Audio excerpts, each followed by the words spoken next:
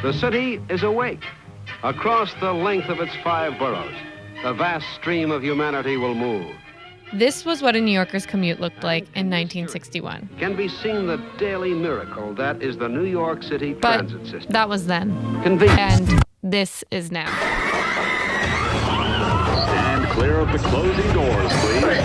Subway riders demanding an end to their commuting nightmare. So fed up with all the delays and cancellations that they are suing the MTA. New York subway now has the worst on-time performance of any major rapid transit system in the world, and commuters are pissed. This woman's commute has gotten so bad she's considering leaving a job she really likes. No, I got a new job. This rabbi was sent into a panic when his train stalled just before Shabbat. And then there's this guy who was stuck underground for so long, commuters saying to pass the time. God gonna make me lose my mind. Up in here. It's been 2 hours. They ended up making a Facebook group. They're still in touch. Yeah. The mornings where every single line is delayed feels like cruel or arbitrary. But it really wasn't that long ago that New Yorkers would laugh at other city subway systems. 4 lines in Boston, 2 in LA, that's cute. In New York, our trains run 24/7. We have 665 miles of track, 472 stations, 27 subway lines, and almost 6 million riders every single day. Does it really have to be this way? Also, has it always been this bad? Turns out the MTA has recovered from a transit crisis before. Ladies and gentlemen, we are being helped momentarily by the train's dispatcher. These were the trains in the 1970s. Poor maintenance, high crime, and widespread graffiti. It was kind of scary. And that's Jim. He's been reporting on the subway since before I was born. He wrote the book about the subway, literally. In the 70s, it was really, really bad. Maintenance really had suffered. So officials poured money into the system and it improved. They are working on it. They're doing the best they can. They're fixing the track. Well, they're fixing the track. They put in a new escalator downstairs. They improved it in the 80s. Today we got better equipment, better parts, and better tools.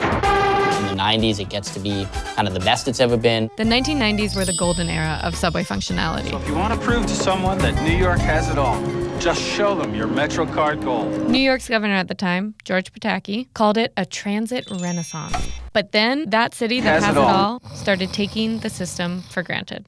Starting with Mayor Rudolph Giuliani. Cut down the size of city government. Just a year into his first term, the mayor cut the city's contribution to the MTA's budget by millions of dollars. Then Governor Pataki followed Giuliani's lead. And so began a trend of mayors and governors diverting part of their budgets away from the MTA and toward their own priorities, and then blaming one another for the problems that followed. Right. So while the city and state contributions got smaller and smaller and smaller, subway ridership went up, and so did the fares. But fares still weren't enough to make up for the budget cuts. So a group of Wall Street executives came to the MTA with a deal. These Wall Street execs, they went to the head of the MTA, also known as the governor, and said, "Give us your debt. We'll pay you cash. Pay us back later." Pataki agreed to the deal to refinance the MTA's debt. Basically, they used the Amex to pay off the MasterCard. And these bankers, many of whom were donors to Governor Pataki's campaign, walked away with $85 million in commissions and fees. And that debt lives on today. Finally reaches its destination. Even if some of the equipment we're still paying for does not. Great habitat enhancement for fish and shellfish.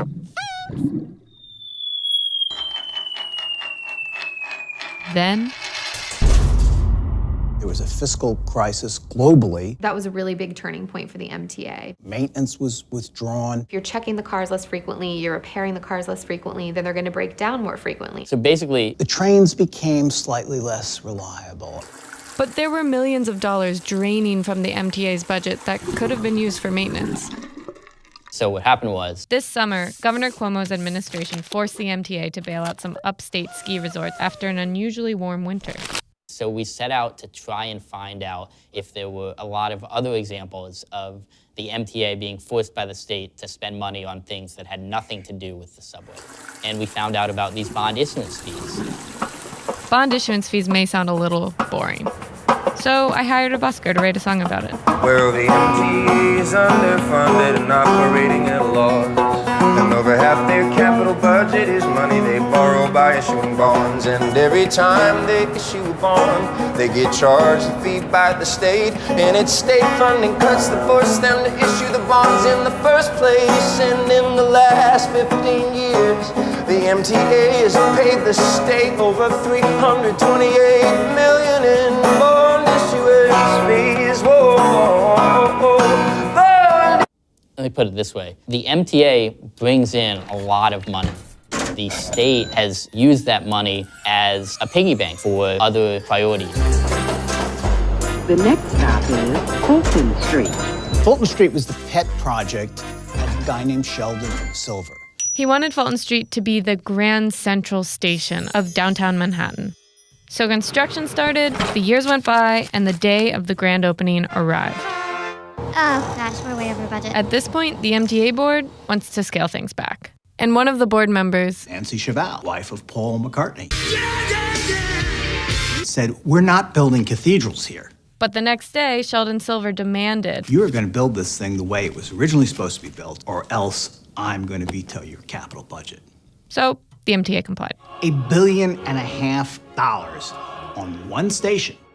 We didn't get an extra subway car, an extra foot of track. Nothing. Did I say it was in his district? Fulton Street was just one example. These politicians really wanted to be able to have a big project. They could champion mosaics and artwork, and everything is brand new. Shiny subway station. This is exciting, right? I did this for you. Here is my gift to you. Yeah, and I feel good about that. Of course you should. You can't really do that with replacing some ancient subway signal system that people don't even know exists. No one wants to talk about the signals. I don't think I understand how the signals even work. And neither did I. So I watched a documentary released by the MTA to learn more. People know that the system is old, but I don't think they realize just how old it is. It's not just the architecture that's 100 years old. It's a lot of the basic technology as well. We never really know where the train is. Yeah, the workers don't actually know where the trains are exactly, precisely on the tracks. They know what section they are in. So they have to keep them a safe distance apart as they go through the system. You can't just go to Best Buy and pick up something to replace this 1930s piece of equipment. New signals would mean more trains running more efficiently and closer together. But it's been 2 decades since the MTA first began its push to upgrade its signals. And so far, they've completed just one line. If you don't focus on the core needs of the system, bad things can happen.